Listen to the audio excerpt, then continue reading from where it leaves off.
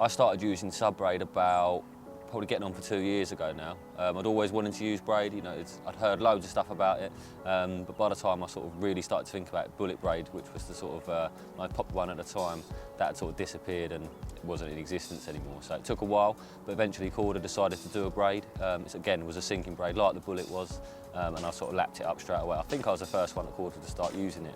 As soon as it came in, I was all over it, and I haven't really looked back since. You know, the only time I don't use it now is if it's banned. Yeah, braid can be a funny one, you know, like all braids can, wind knots and stuff like that, but once you get used to it, it's quite easy to get your head around. One of the first things I'll always do when I turn up is wet the spool. You know, if the braid's on the reel dry, you can get wind knots. If you wet it, generally, you know, no problems whatsoever. So that's an important thing. And the other issue that most people would talk about is hook pulls and stuff like that. Now, I've always played my fish like a girl. Everyone says that to me, so maybe me personally, you know, I've never had a hook pull on it as far as I'm aware. I can't remember a time I've dropped a fish on it. So yeah, you know, I've not had that issue, but I use it on soft rods a lot. But more recently, I've started to use it on 3.5 pound Tesco rods as well, and I've had no dramas whatsoever. And I had a fluorocarbon leader of about 15 to 18 foot, and that just gives me a cushion, you know. Braid has no stretch whatsoever, but in a fluorocarbon line, there is a bit of stretch, and that just gives you a little bit of cushion while you're playing a fish. And you know, it's made a big difference, and like I say, I've not dropped a fish yet. The good thing about braid was that I can do so much with it. You know, I don't have to use a marker rod.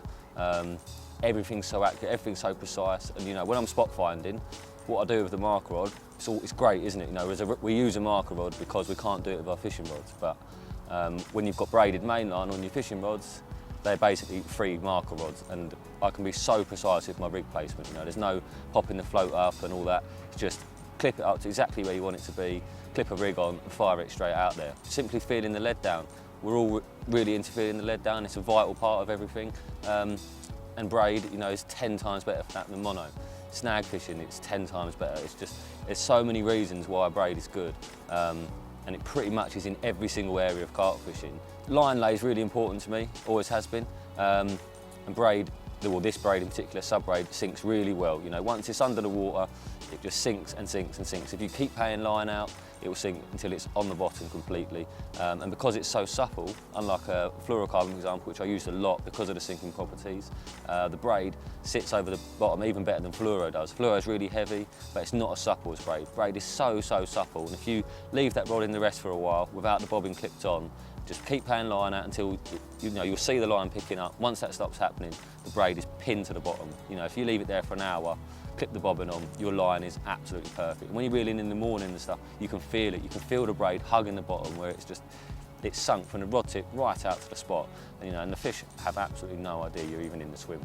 Indication on braid is obviously better as well. I've never been one, I'm not that bothered about bite indication. You know, I fish so slack most of the time that by the time it registers on the alarm, the fish is moving anyway. But you know, if you are into bite indication, if that's something you do pay a lot of attention to, then you're not going to bet a braid. It is just instant with that stuff because there's no stretch at all.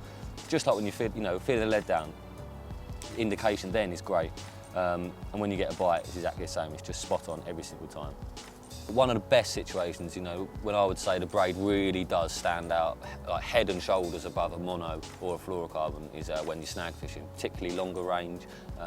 Because there's no stretch whatsoever, you know, you can clip up to the trees, really tight to them, get as tight as you like really, inch by inch, you can go closer and closer.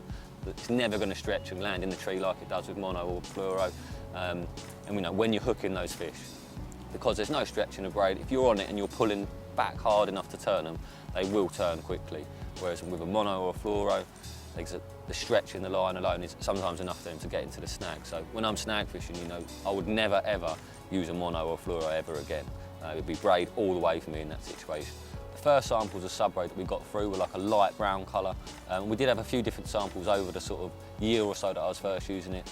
Kept changing it, tweaking it. We've now settled on what it's like a blacky green type colour, which I find is the sort of best all-round camo, and I really like the colour. You know, it was something I was worried about at the start when I first got them brown samples for us, thinking, oh, I don't really like this colour.